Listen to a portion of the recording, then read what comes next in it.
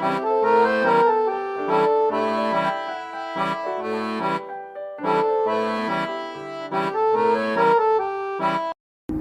में से बहुत से लोग ऐसे हैं कि जो अभी अभी रियलाइज़ हुए हैं, कुछ लोग ऐसे हैं जो थोड़े दिन पहले रियलाइज़ हुए हैं, और कुछ लोग ऐसे हैं जो बहुत पुराने रियलाइज़ हुए हैं, जो कि इस चीज़ को समझ गए हैं कि अपनी चेतना क्या है, वो किस तरह से कार्यप्रवण होती है, किस तरह से कार्य करती है, और किस तरह से हम उसको अपनाते जाते हैं। इस तरह से यहाँ 3 तरह के लोग होने के कारण मैं कुछ बातें फिर से दोहरानी पड़ेंगी और बताऊंगी, जिससे आप लोग समझ पाएंगे कि रियलाइजेशन का अर्थ क्या है, फिर रियलाइज्ड आदमी में क्या विशेषता होती है। पिछले मर्तबा भी मैंने बहुत सी बातें बताई हैं कि रियलाइज्ड आदमी की क्या विशेषता है, और आगे इसको किस तरह से हमें रियलाइज्ड स्टेट में हमें कैसे रहना चाहिए, इस तरह से 3 इस पर मैं बताऊं। इतना ज़रूर होना चाहिए कि इस वक्त आपने जो पढ़ा लिखा है, जहाँ पर भी जो कुछ भी पढ़ा हुआ है, उसको अभी भूल जाइए।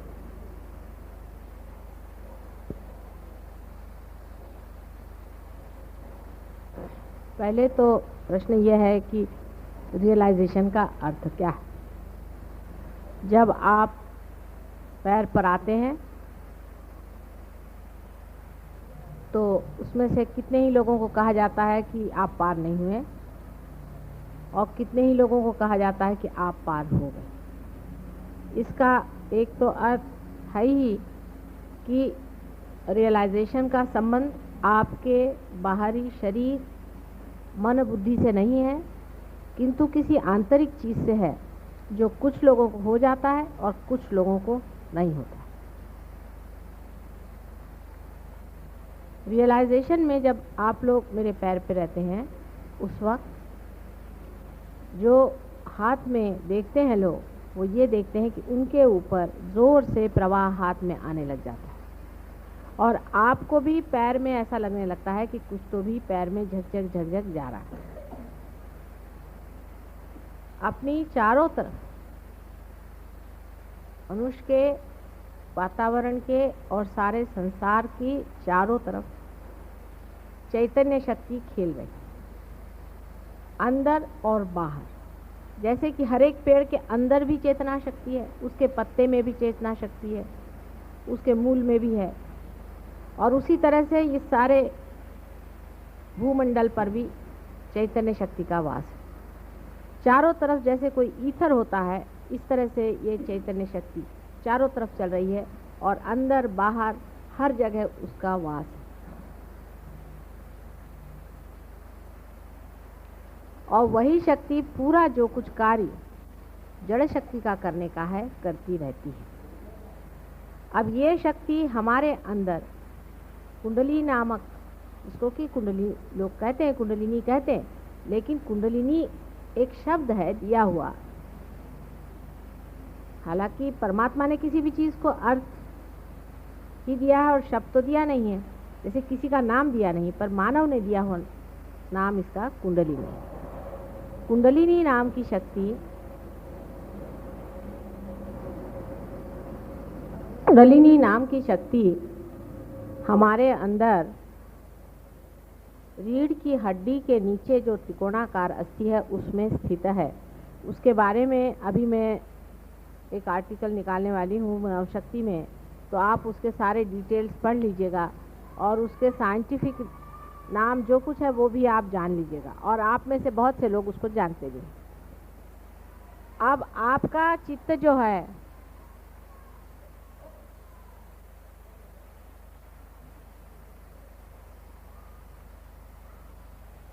आपका जो चित्त है, जब आप साधारण मानव रहते हैं तो शरीर, बुद्धि और मन तीनों में रहता है, और आप खोजते रहते हैं उस चीज़ को जिससे आप आनंद पाए। जब आप उस चैतन्य शक्ति से एकाकार होते हैं, कुंडलिनी के जागृति से सहस्त्रार पे आपका चित्त आकर के उससे एकाकार होता है, तब आपका चित्त जो है अपनी कुंडलिनी पर जाता है, और अपनी कुंडलिनी पे जाते ही आपका दूसरों के भी कुंडलिनी पे जाता है। यानी अभी तक आपका चित्त 3 जगह तक जा सकता था, अब एक चौथी जगह जाता है जो निराकार शक्ति है, और उसमें जाते ही आप विचारों से परे उठ करके और इस मन, बुद्धि और शरीर तीनों को देखने लगते हैं साक्षी स्वरूप होकर। अब जिन लोगों के हाथ में से झंझन झंझन ऐसे चैतन्य की लहरियां बह रही हैं, इन लहरियों को हम लोग इतने सहज में पा गए हैं कि हम जानते नहीं कि कितनी बड़ी चीज़ हमें मिल गई। पहला तो सबसे बड़ा जो प्रॉब्लम है वो कि इतनी बड़ी चीज़ इतने सहज में कैसे मिली। जैसे कि एक छोटी सी चीज़ समझ लीजिए कि मानव का जन्म हम लोग इतने सहज में पा लेते हैं कि हम ये जानते ही नहीं कि मानव जन्म पाना जन्म जन्मांतर की मेहनत के बाद बड़ी मुश्किल से मानव का जन्म होता है, और उसका पुनर्जन्म तो बहुत ही जन्म जन्मांतर की मेहनत के बाद और खोज के बाद पुनर्जन्म होता है। लेकिन वो इतने सहज में घटित हो रहा है कि उसकी कीमत हम लोग समझ नहीं पाते, और ये भी सोचते हैं कि इतने जल्दी कैसे हो। उसकी वजह ये थी कि आज तक आप सारी खोज बाहर कर रहे थे और चीज़ आप ही के साथ थी। जैसे कि आपके अंदर कोई हीरा बैठा हुआ है और आप सारे दुनिया में खोज रहे हैं और आपके यहीं हीरा गिरा हुआ है, और फौरन किसी ने बता दिया कि हीरा तो यहीं है, और आपको रास्ता भी बता दिया, आपने हीरे को पकड़ लिया। फिर आप ये थोड़ी कहेंगे कि अरे इतने जल्दी कैसे। आप तो यही कहेंगे कि अरे मैं यहीं था और मैं दुनिया भर में कहाँ खोजता फिर रहा था। ये बात वास्तविक हो रही है। जब हमें सहज योग से ये दशा प्राप्त होती है तो वास्तविक में हमें इसकी प्राप्ति इतनी सहज में होती है कि हम समझ नहीं पाते कि कहाँ से कहाँ पहुँच गए। या ये कहिए कि आधुनिक युग में जिस तरह से आप एकदम से चंद्रमा पे पहुँच जाते हैं, पता भी नहीं चलता। आप अगर चंद्रमा में एक क्षण में अगर पहुँच सके, ऐसी कोई व्यवस्था हो जाए तो आप हो सकता है कि आप ऐसे ही महसूस करेंगे कि हम ये कहाँ पहुँच गए, कैसे हो सकता है चंद्रमा में हम एक क्षण में कैसे। इसी तरह से ये घटना जो है इतनी सहज में होती है, इतने सहज में ये घटना होती है कि आपको ऐसा लगना स्वाभाविक है। लेकिन कोई बात सहज में हो जाए और चाहे बहुत तकलीफ़ से हो जाए, याद वो रहती है जो तकलीफ़ से होती है और समझ में वो होती है जो तकलीफ़ से होती है।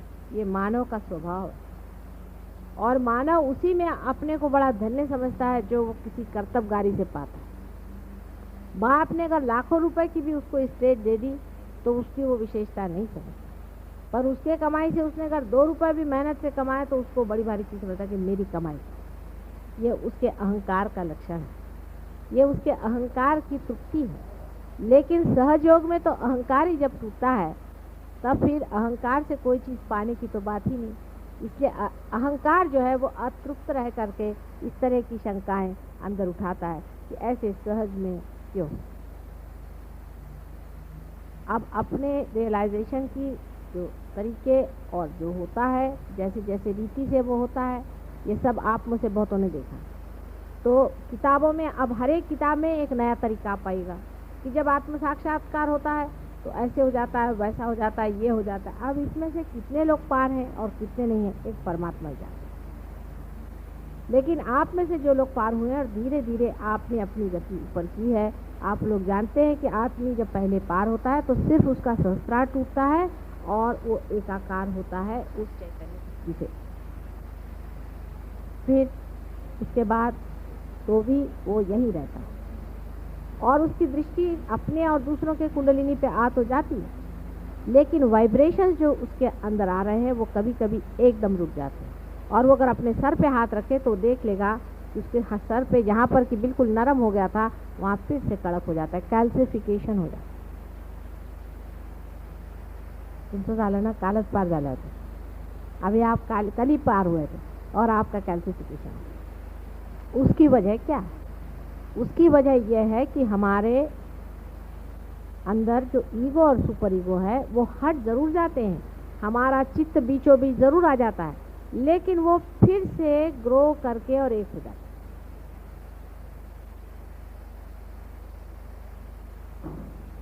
वो फिर से ग्रो करके एक हो जाता है। और जब वो ग्रो करके एक हो जाते हैं तो फिर से कैल्सिफिकेशन हो जाता है और प्रवाह बंद हो जाता है। लेकिन आप तो भी कुंडलिनी समझ सकते। वो कैसे कि आप उसके बाद अगर ध्यान में आए और मेरी ओर हाथ करें तो आपको लगेगा कि ये हाथ पकड़ के, अभी पुष्पा ने मुझे आके कहा कि मेरे ये अंगूठा पकड़, ये पार है। क्योंकि वैसे जो लोग आदमी पार नहीं है, जो पार नहीं है, वो अगर मेरे और हाथ करके बैठे तो उनको कुछ भी नहीं लगेगा।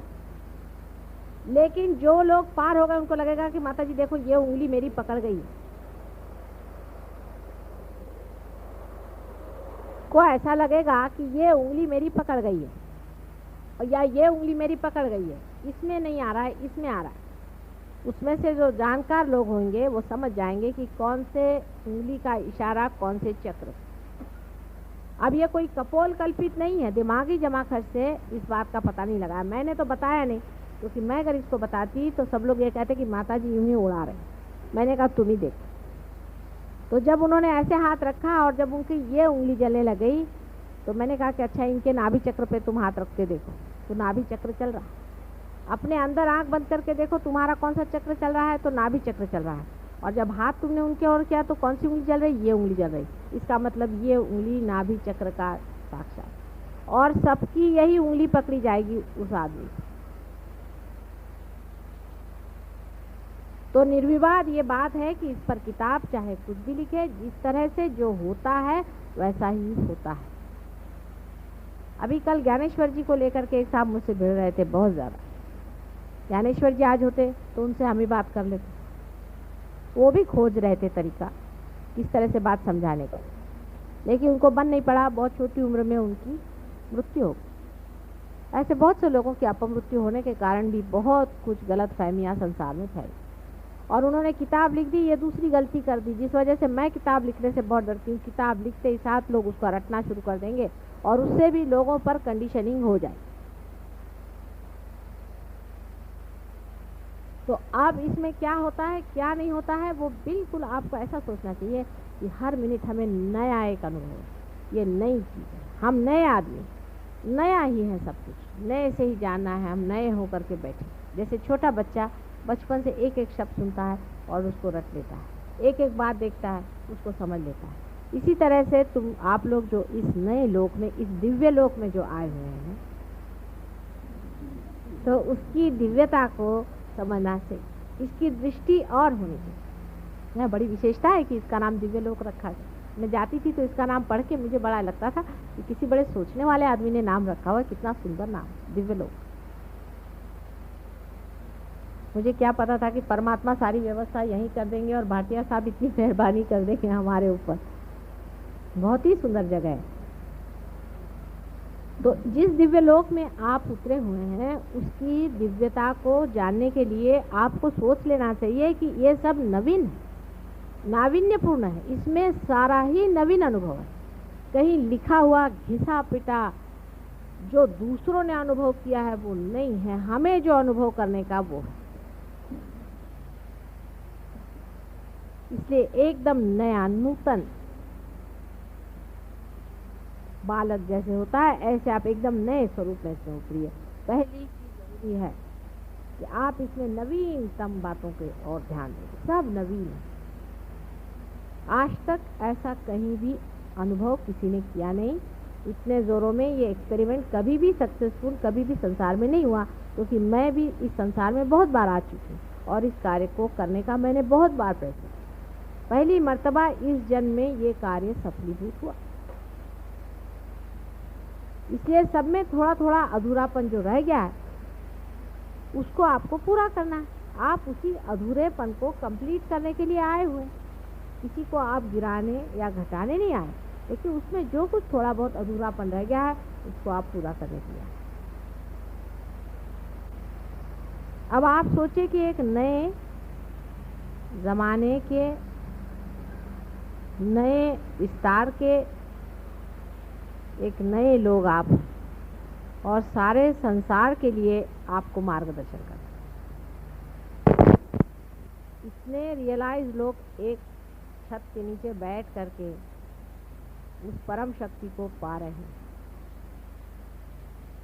कितनी बड़ी भारी शक्ति आपके अंदर से विशेष रूप से प्रवाहित है और लोगों के अंदर से नहीं है संसार, ये आप जानते हैं।